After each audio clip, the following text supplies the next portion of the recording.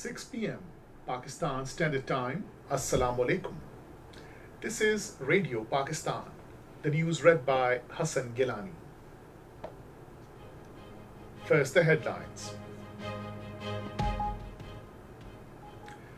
Prime Minister says special projects will be included in budget for development of tribal districts. Information Minister says conspiracy to block US military aid to Pakistan was part of Mayanan arson attacks conspiracy. Minister of Power says Pakistan has achieved capability to manufacture wires used for transmission lines.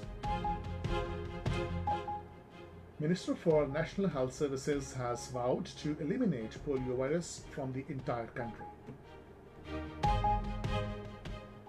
Chairman Senate stressed the need to enhance bilateral relations between Pakistan and Russia. United States has sanctioned network companies in Iran, China, and Hong Kong for their alleged support to Iran's ballistic missile program. And now the news in detail.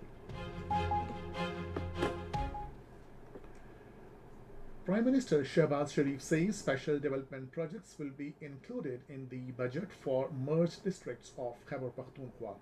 He was talking to Minister for Overseas Pakistanis Sajid Hussain Turi and MNAs Mohsin Dawar and Muhammad Jamaluddin in Islamabad today. Prime Minister said development of the people of merged districts of Khyber Pakhtunkhwa is the priority of the government. The delegation gave budgetary proposals for development of merged districts. The Prime Minister welcomed the suggestions and issued instructions to the relevant authorities to include them in the budget after consultations.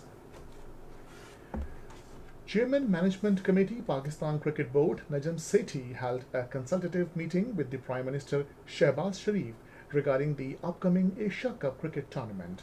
The meeting took place in Islamabad today, during which Najam Sethi briefed the Prime Minister on various matters of the Pakistan Cricket Board. He also informed Shehbaz Sharif about the steps taken by PCB for the revival of domestic cricket in Pakistan. Minister for Information and Broadcasting Maryam Aurangzeb says it was mission of the BTI to harm Pakistan's economic, defense and national interests. In a statement, she said the conspiracy to block US military aid to Pakistan was part of the May 9 arsons attacks conspiracy. The minister said that a social media network was created with foreign funding through which a campaign is being conducted against Pakistan's constitutional and defense institutions. She said that dirty propaganda was being spread abroad against the leadership of Pakistan Armed Forces and martyrs.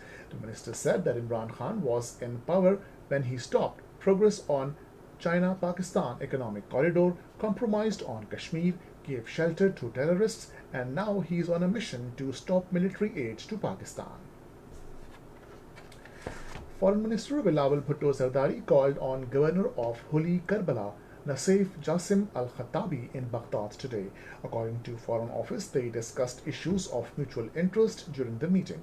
Both the leaders discussed ways to facilitate Pakistani Zayareen during pilgrimage, besides exploring ways and means to enhance collaboration in all areas of mutual interest. Minister for Power Khuram Dastagir inaugurated 132 kV grid station at Sohawa Tehsil in Jhelum district today. Speaking on the occasion, the minister said the grid station completed at a cost of 400 million rupees and it will help improve power supply in the area. Khuram Dastagir said indigenous coal at Thar is being used to produce cheap electricity. He said Pakistan has also achieved the capability to manufacture wires used for transmission lines. Minister for National Health Services Abdul Qadir Patel says curbing the spread of poliovirus is our resolution for this year and Pakistan is well ahead on path of complete elimination of the disease. Talking to media in Islamabad this afternoon, he said due to strenuous efforts of the government, poliovirus has become limited to some border districts of Khyber Pakhtunkhwa. He said only one case of poliovirus was so far reported in the current year. Abdul Qadir Patel expressed the hope that poliovirus will soon be eliminated from the entire country. He also thanked the armed forces and other law enforcement agencies, partners and donors for their cooperation in the fight against poliovirus. Chairman Senate Sadiq Sanjarani has stressed the need to enhance bilateral relations between Pakistan and Russia, emphasizing the historical ties and the prospects of enhancing bilateral relations between Pakistan and Moscow. The Chairman Senate expressed confidence that the evolving global landscape would further strengthen bilateral ties and open up new avenues of cooperation. He said Pakistani business community has shown significant interest in expanding trade relations with Russia. He emphasized the vital role of parliamentary cooperation and effective diplomacy in strengthening bilateral relations and resolving regional and international issues. Chairman Senate also expressed gratitude for President Putin's support in developing Pakistan-Russia relations. This is Radio Pakistan. Minister for Planning and Development Ahsan Iqbal says there are vast opportunities of cooperation between Pakistan and the Middle Eastern countries in diverse areas. Addressing a conference in Islamabad today, he said Pakistan can modernize its agriculture sector by attracting a sizable investment from the Middle Eastern countries. Alluding to recent developments in the Middle East, especially the joining of SCO by Saudi Arabia and the role played by China in KSA Iran rapprochement, the minister said that according to an estimate, trade between the GCC and the emerging Asian nations will increase to over $600 billion by 2030.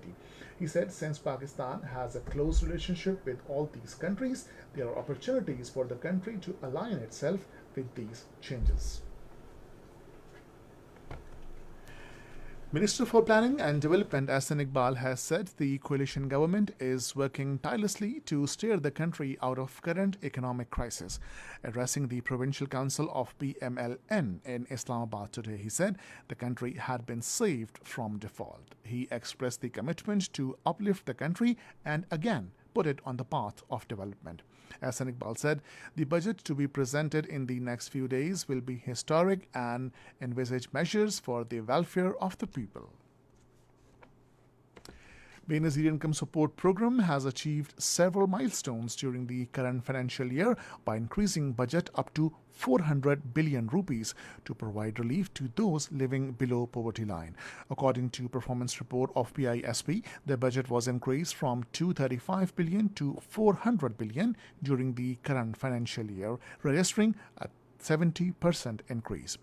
Different schemes were launched, including Benazir Kafalat, Benazir Nashanuma, and Benazir Undergraduate. The Speaker of Gilgit-Baltistan Assembly, Syed Amjad Ali Zaidi, was removed from office through a no-confidence motion today. Assembly session was held under the chair of Deputy Speaker Nazir Ahmed in Gilgit today. During the secret voting, Syed Amjad Ali Zaidi got only one vote out of 22, while 21 votes were in favor of the motion of no confidence.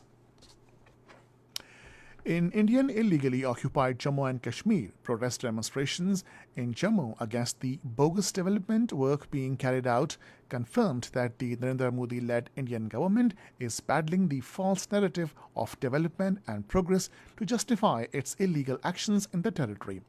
Locals as well as traders took out a protest rally in Jammu over poor quality work being done in the city.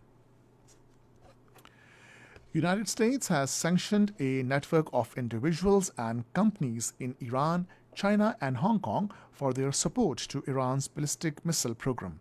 Treasury Department in a statement said this network has conducted financial transactions and facilitated the procurement of sensitive technology for key actors in Iran's ballistic missile development. Saudi Arabia and the United States have vowed to work jointly for stability, security, and prosperity in the Middle East. The pledge was made during a meeting between Saudi Crown Prince Mohammed bin Salman and U.S. Secretary of State Antony Blinken in Jeddah. Both leaders also discussed deepening economic cooperation, especially in the clean energy and technology fields. World Food Safety Day is being observed today to draw attention towards food safety standards.